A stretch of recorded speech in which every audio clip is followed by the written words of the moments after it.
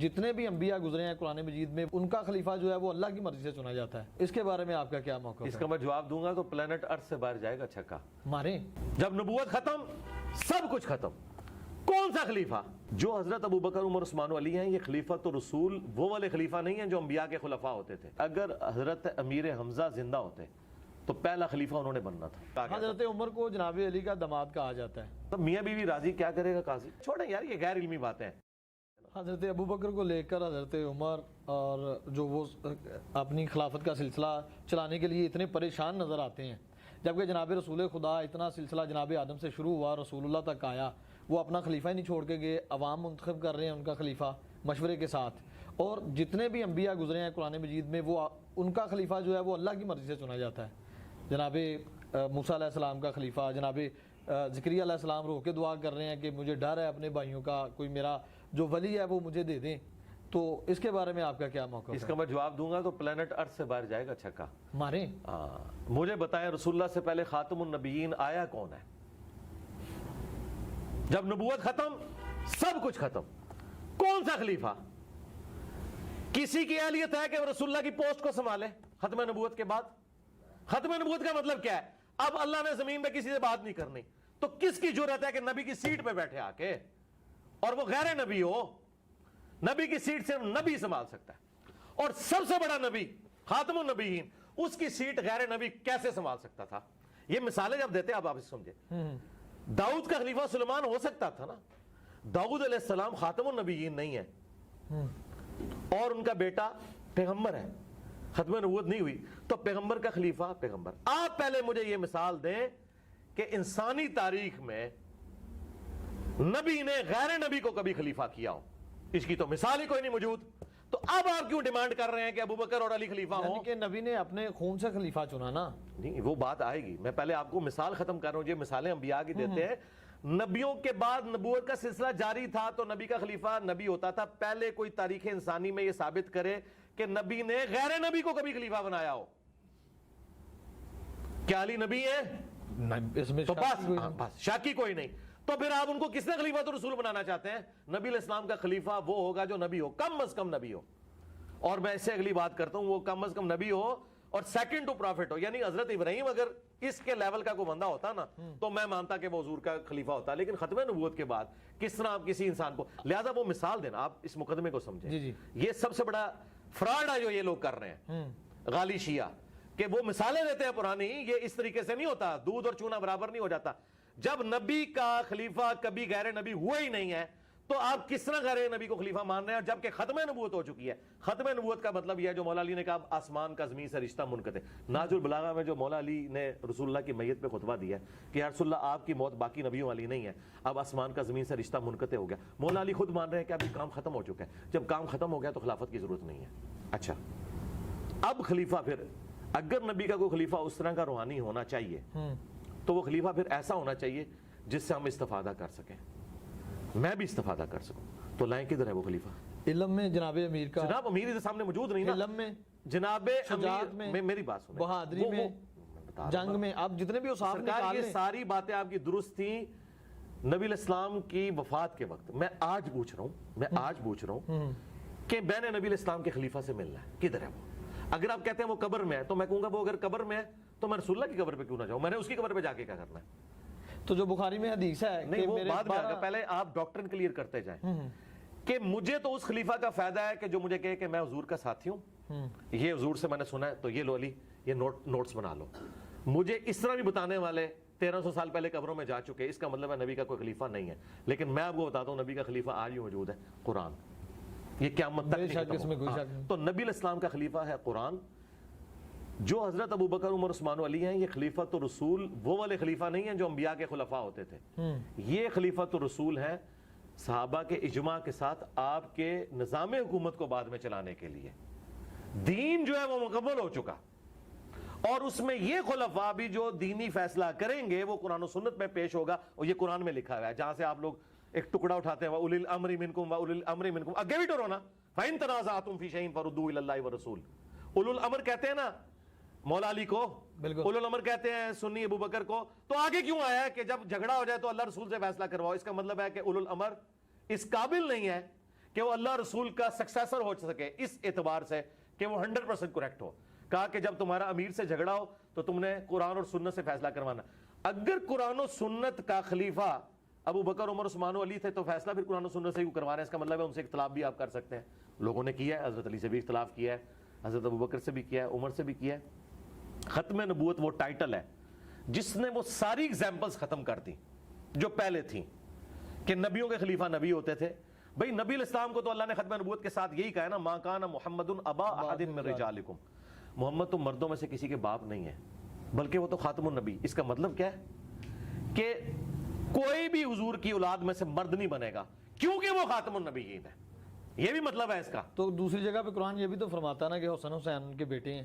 نہیں, قرآن نہیں فرماتا, حدیثوں میں ابناکم. ہاں جی وہ بیٹے ہیں نا, لیکن وہ بیٹے اس سینس میں کہ غیر پیغمبر ہے نا, پیغمبر تو نہیں ہے نا, ختم نبوت ہو چکی ہے.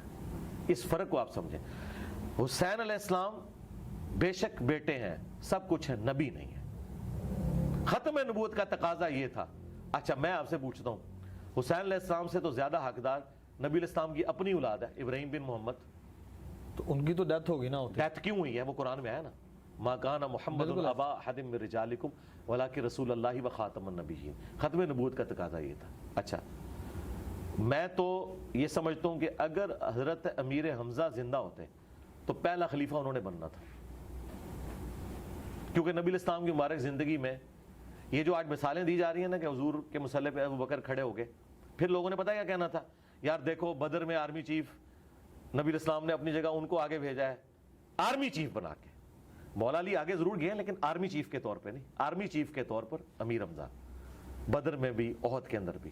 تو لوگوں نے سیدھا سیدھا کہنا تھا کہ نبی الاسلام کے سکسیسر امیر حمزہ ہے, خاندان قریش میں سے بھی ہیں, بنو ہاشم میں سے ہیں, ان کو چونا جائے, یہ ہو جانا تھا. لیکن ظاہر ہے کہ اللہ تعالیٰ کو کچھ اور منظور تھا. میرا خیال ہے یہ چیپٹر کلوز ہے, اس پہ ہم جتنی بھی پانی میں مدانی ماریں گے نا اینڈ دل وہی نکلنا. آخری کویسچن پھر آگے بڑھیں گے ہم کہ بخاری شریف میں جو حدیث ہے کہ میرے 12 خلفاء ہوں گے, 12 امام ہوں گے, تو یہ 12 وہ سلسلہ جو 30 سال تک چلتا ہے خلافت کا, خلافہ راشدہ کا. اس کے بعد نظام تقریباً درہم برہم ہو جاتا ہے. ایک چیز. دوسری چیز آپ نے کہا کہ یہ نظام بہت مضبوط تھا جناب ابو بکر سے جو شروع ہوا, اتنا مضبوط تھا تو تقریباً 4 سال 2.5 سے 4 سال تقریباً عرصہ جناب ابو بکر کا, 12 سال جناب عمر کا, کوئی 10-12 سال حضرت عثمان کا, اور اس کے بعد پھر کیا ہوتا ہے وہ سب آپ کے سامنے ہے. اتنی جلد اتنا مضبوط سسٹم کیسے زیر ہو گیا؟ سسٹم کیا سر, پولیٹیکل پورشن کولیپس ہوا ہے, باقی تو ترقی آج تک ہو رہی ہے. آج کا بادشاہ محمد رسول اللہ ہے. بے شک. کیوں ہے؟ پولیٹیکل گورنمنٹ کی وجہ سے نہیں, دلوں پہ راج کر رہے ہیں. انقلاب آ گیا. آج چنگیز خان کا کوئی ماننے والا نہیں ہے, رومنز اور پرشینز کی کوئی لیگیسی نہیں چل رہی ہے. تو یہ ایک پورشن ہوا ہے, یہ اتنا رونا بھی نہ رویا کرے, صرف پولیٹیکل سسٹم کولیپس ہوا ہے.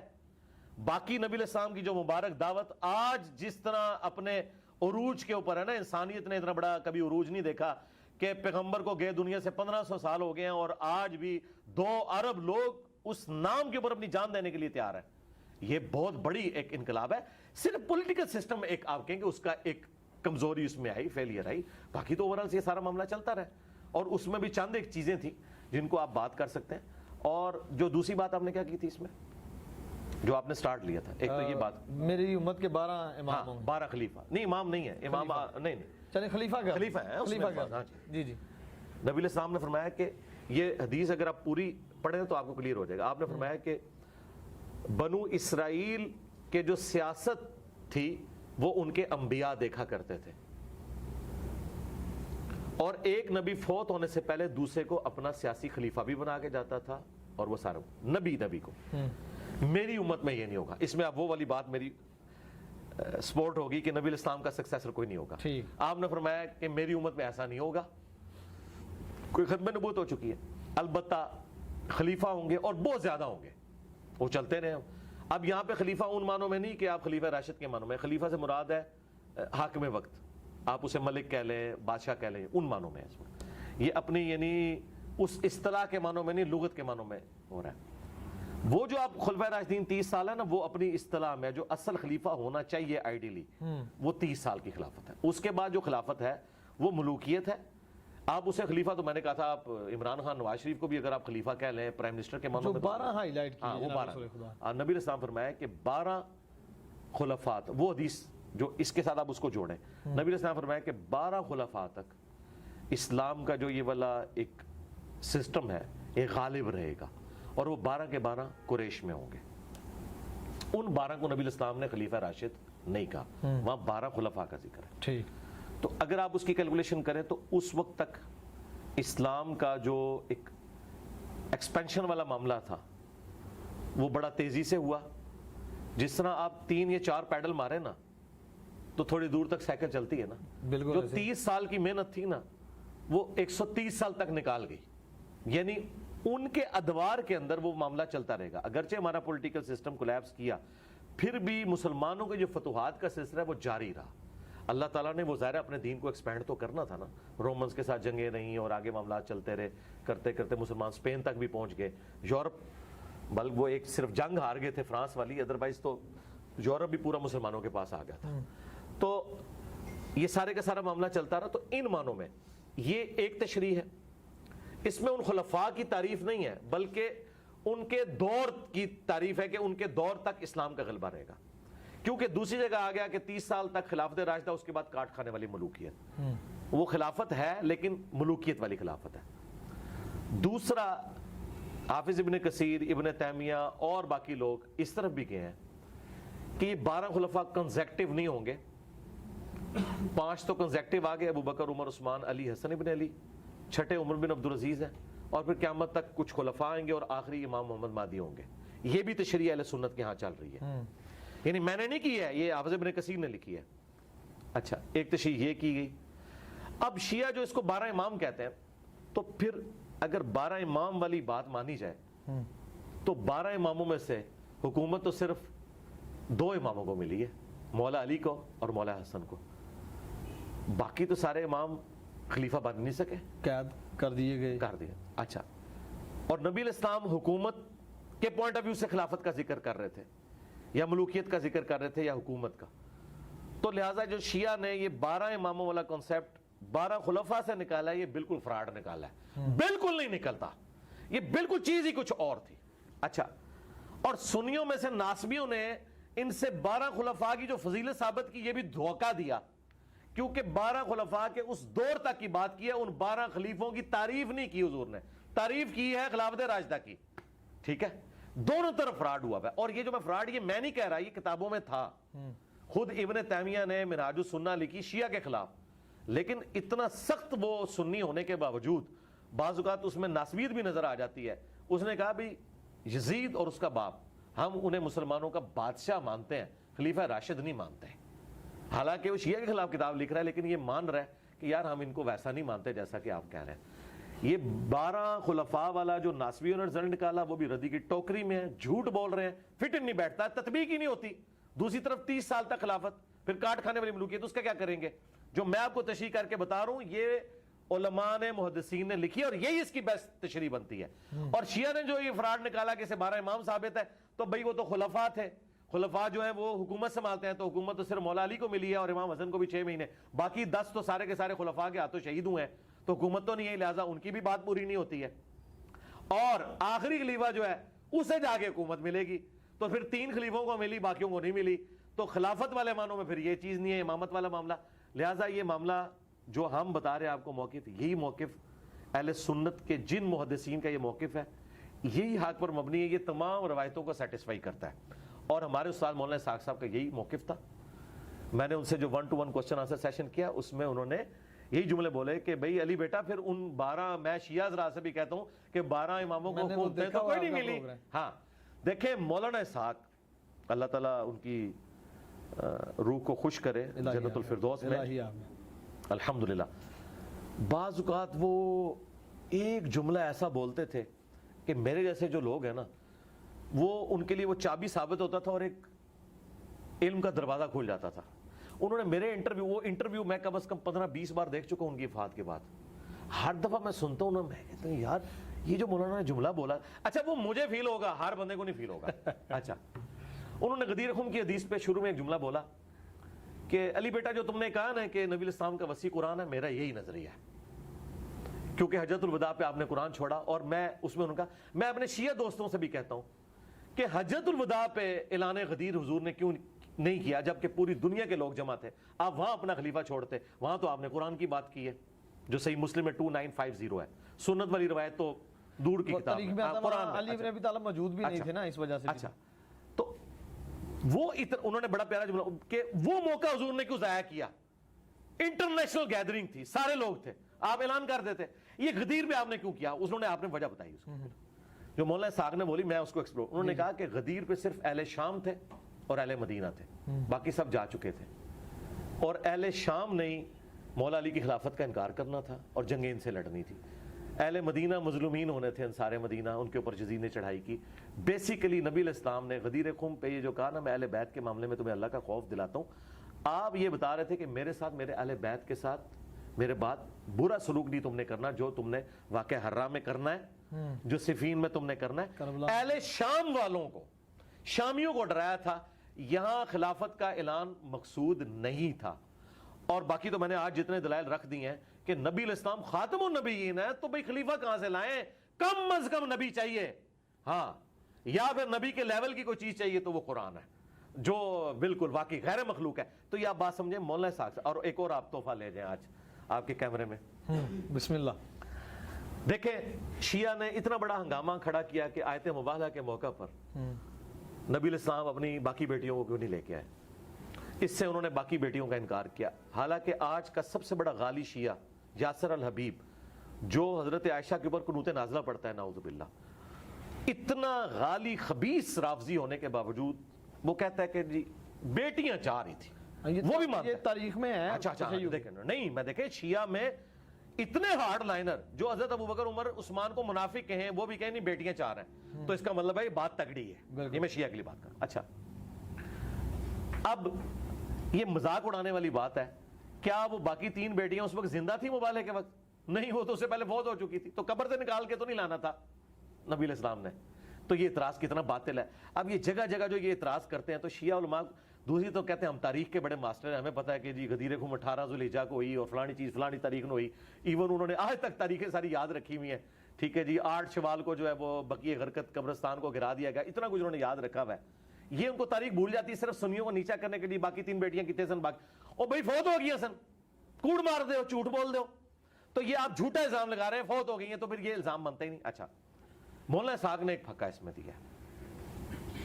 انہوں نے کہا کہ وہ بیٹیاں تو ہوگی تھی فوت, اور تم کہتے ہو کہ اہل بیت صرف یہ 5 بندے ہیں, نبی علیہ السلام کے ساتھ 4. کون سے؟ حسن, حسین, علی, فاطمہ اور سیدہ فاطمہ سلام اللہ علیہا. اگر تمہاری یہ لاجک ہم مان لیں تو علی کی ایک اور بیٹی بھی تھی اس وقت. کون سی؟ زینب, حضرت زینب. ان کو مباہلے میں کیوں نہیں لائے؟ کیا اہل بیت سے خارج کر دیا؟ یہ پھکا ہے, پلانٹ ارتھ سے باہر پھینکا چھکا مولانا اسحاق نے.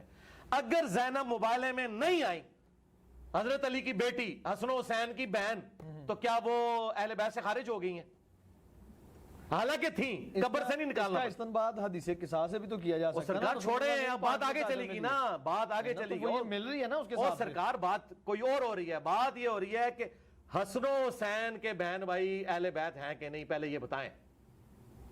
جو عقیدہ تواریخ میں ملتا ہے اہل بیت کے بارے میں, وہ 12 امام ہیں. تو پھر تو میں کہتا ہوں, تو میرا تو خیال ہے پھر اہل بیت کے ساتھ یہ دشمنی ہے کہ مولا علی کی بیٹی جس نے یزید کے دربار میں اپنے بھائی حسین کا مقدمہ لڑا, اپنے باپ کا مقدمہ لڑا, اگر وہ اہل بیت نہیں ہے تو اڈے جڑے پوڈری تے چرسی دربارہ تے بیٹھے ہوئے اہل بیت بنے تھے, ایک دو اہل بیت ہو گئے نے جڑے آتے نہیں ہے امتی تے اسی اہل بیت. تو بھائی یہ بات ہے, یہ بات نہ کرے, آپ بھی گنہگار نہ ہو جائیے گا اللہ کے حضور, پکڑے نہ, لا حول ولا قوت الا باللہ. تو حضرت علی کی ساری اولاد جو فاطمہ سے ہیں وہ سب اہل البیت ہیں, چاہے وہ جناب محسن ہو چھوٹی عمر میں جو شہید ہو گئے, اہل سنت کے ہاں بھی وہ ہیں, لیکن وہ والا واقعہ نہیں جو یہ کہتے ہیں. بالکل. حسن و حسین بھی, اور ان کے ساتھ ان کی سسٹر زینب.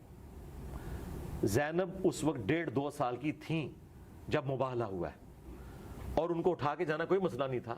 اور بڑی حیران کن بات ہے کہ فاطمہ سلام اللہ علیہا انہیں گھر کسی کے پاس چھوڑ کے آئی ہوں گی, لے کے ساتھ جانا کمفرٹیبل تھا. اور میں کہتا ہوں شکر ہے گھر چھوڑ گئی ہیں. آج ہم ان کو گھیچے سے پکڑ سکتے ہیں کہ بتاؤ اگر اس طرح تم نے اہل بیت سے لوگوں کو خارج کرنا ہے, تو زینب بنت علی کیا اہل بیت سے خارج ہیں؟ جو زینب بنت رسول اللہ کو تم اہل البیت سے خارج کرتے ہو, تو یہ ظلم نہ کرو. البتہ یہ بات درست ہے کہ باقی 3 بیٹیوں سے نبی علیہ السلام کی اولاد نہیں چلی, اولاد یہیں سے چلی ہے, آل محمد یہیں ہے. لیکن ہر بات یہ مولانا اسحاق صاحب نے ایک پھکا دیا تھا, میں نے آپ کو بتایا بعض کا وہ اتنی بڑی یعنی پھکا دیتے تھے جس کا جواب ہی ممکن نہیں. بخاری و مسلم میں بلکہ آپ نے کہا تھا میں ختم کروں گا, آگے چلوں گا, آپ آگے چلیے. میں حدیث پہ آ گیا ہوں نا آگے کہ صحیح ستہ میں امام حسین علیہ السلام کے قاتلان سے بھی احادیث لی جاتی ہیں, اور جبکہ اہل بیت کو دیکھیں یہ امام حسن کو, امام حسین کو, جناب علی بن ابی طالب کو, جن کے بارے میں رسول فرماتے ہیں کہ میں علم کا شہر ہوں, یہ علم کا دروازہ ہے, ان سے احادیث بہت کم لی جاتی ہیں.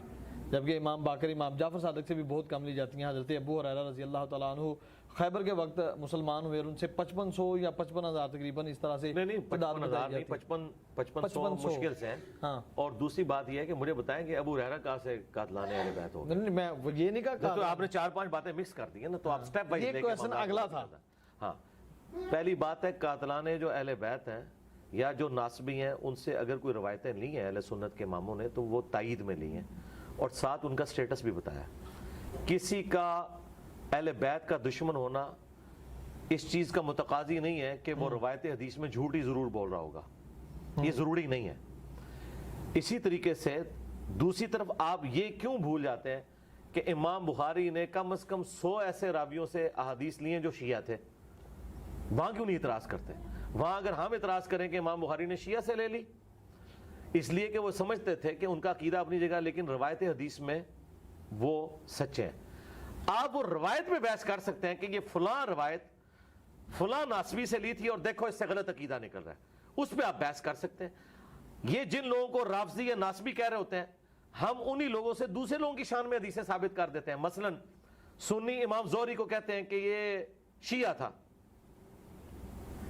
اور بعض جو غالی شیعہ ہیں وہ کہتے ہیں یہ سنی تھا, اور جو درمیان میں کہتے ہیں اس کی زندگی کے 2 پیریڈ ہیں, کیونکہ دونوں طرف روایتیں ملتی ہیں. وہ حضرت علی کے حق میں بھی بولتا ہے اور حضرت ابوبکر کے حق میں بھی بولتا ہے. تو بات یہ ہے کہ اس طرح جب دونوں طرف, میری کوئی ویڈیو لگا لے جنگ صفین پہ تو اسے لگے گا یہ کوئی شیعہ ہے, ٹھیک ہے نا, آپ کو کہا بھی جاتا رہا, تو مجھے کوئی فرق نہیں, مجھے سب کچھ کہا جاتا ہے اللہ کے فضل سے, کوئی فرق نہیں ہے. امام شافعی کو بھی کہا گیا, حضرت عمر کو جناب علی کا داماد کہا جاتا ہے. جی بالکل ٹھیک ہے, یہ تو ثابت ہے, شیعہ کی کتابوں سے ثابت ہے. کیسے کہ ام کلثوم ان کے عقد میں تھی, شیعہ کی کتابوں سے ثابت ہے, اور بڑے سخت الفاظ میں. وہ تو بلکہ تعویل کرتے ہیں کہ یہ زبردستی معاملہ ہوا تھا. یہ وہ نہیں, میں نے اہل سنت کی کتاب میں بذات خود ان گناہگار آنکھوں سے پڑھا کہ حضرت عباس جناب رسول خدا کے چچا رضی اللہ تعالیٰ عنہ, انہوں نے فرمایا کہ علی آپ مان جائیں, آپ کو پتہ ہے کہ عمر کتنے سخت ہیں. جی ہم ان روایتوں کو بالکل غلط کہتے ہیں, ہم ان روایتوں کو صحیح مان. دیکھیں اس طرح کی روایتیں اہل سنت کے ہاں بھی آئی ہوئی ہیں جو گھڑی گئی ہیں. جو ایگریڈ اپون چیز ہے وہ یہی ہے جو صحیح بخاری میں ملتا ہے کہ ام کلثوم سیدنا عمر کی بیوی تھی, اور حضرت علی سے جو رشتہ مانگا تھا وہ اہل البیت سے اپنی نسبت بنانے کی وجہ سے مانگا گیا تھا, یہ زبردستی نہیں ہے. مجھے بتائیں حضرت عمر فاروق رضی اللہ تعالیٰ عنہ نے تو وہ سٹیٹس انجوائے کیا ہے کہ اوپر خدا اور نیچے عمر تھے, تو ان کے لیے گن پوائنٹ پہ یہ حرکت کرنا اور پھر اہل بیت کے ساتھ کرنا کہ مسلمانوں کی گالیاں کھائیں, یہ کون بیوقوفی کرے گا؟ یہ ایسی بات کی فٹنگ نہیں بیٹھتی. ایج ڈیفرنس جو وہ جناب ایج ڈیفرنس کوئی مسئلہ نہیں میرے بھائی, ایج ڈیفرنس کوئی مسئلہ نہیں, یہ آپ کے مسئلے ہیں. اگر عورت بالغہ ہو ایج ڈیفرنس کوئی نہیں ہے. مجھے بتائیں نبی علیہ السلام اور سیدہ عائشہ کا ایج ڈیفرنس نہیں ہے؟ اہل سنت میں ان کی 7 سال تقریباً عمر بتاتے ہیں. شیعہ کتنی بتا دیتے ہیں؟ 70 بتاتے ہیں. 17 سال بتاتے ہیں. 17 تو 17 اور 52 میں آپ کو فرق نہیں نظر آئے گا؟ 17 30 51 ہوتا ہے. بالغ تو ہوں گے نا. اور نہیں سرکار, بالغ تو وہاں بھی ہے نا. ہم تو کہتے ہیں عرب میں 9 سال کی بچی بالغ ہو جاتی تھی, یہ تو ایک پورشن ہے نا. غیر مسلم کہتے ہیں کہ ایک ڈیفرنس بہت ہے. تو 17 30 51 حضرت عائشہ جو ہیں وہ اپنی عمر میں سیدہ فاطمہ سے بھی چھوٹی تھی, تو اعتراض تو ابھی بھی اپنی جگہ موجود ہے. تو ہم اس کو اعتراض بنائیں گے؟ چھوڑیں یار, یہ غیر علمی باتیں ہیں. اگر نبی نے کسی عورت کو بیوی کے طور پر چوز کیا, ایک ڈیفرنس کتنا بھی ہے, اور وہ عورت راضی ہے, تو تیسرے بندے کو کیا تکلیف ہے؟ یہ آج کے دور کے مسئلے ہیں. یہ تب ہو جب کوئی زبردستی معاملہ ہو, پھر ہم کہیں گے. مجھے بتائیں یہ کون سا قاعدہ قانون ہے کہ مرد و عورت کی اتنی ایج ڈیفرنس, مثلا ہمارے پنجاب کے معاشرے میں کہتے ہیں جی 6-7 سال کا ڈیفرنس ہو. آج کل تو وہ ختم ہو چکا ہے, اب تو کلاس فیلو ہوتے ہیں, ایک عمر کے ہوتے ہیں. اب کدھر گیا وہ ڈیفرنس؟ بلکہ کئی تو عمر میں بڑی ہوتی ہیں 1-2 سال, اور یہ سارے معاملات ہوتے ہیں. اور پھر